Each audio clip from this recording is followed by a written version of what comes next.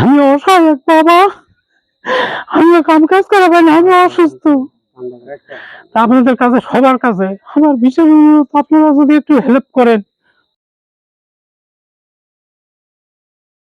কুলিহার বাজারের পাশে নিচ কুলিহার, এটা খাপাড়াতে।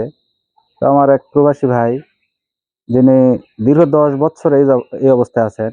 গত 10 বছর আগে তিনি সৌদি প্রবাসী ছিলেন। তো সৌদিতে থাকা অবস্থায় তার একটা দুর্ঘটনা ঘটে। তো সেই থেকে তার প্যারালাইজড না, এখন স্পাইনাল কর্ডের সমস্যা হয়েছে। গুলি কোথায় লাগছিল? গুলি ও এদিক দিয়ে, ও মানে এদিক দিয়ে ঢুকে ওই দিক দিয়ে বেরোছে। ও আচ্ছা আচ্ছা, ভিতরে ঢুকা ছিল।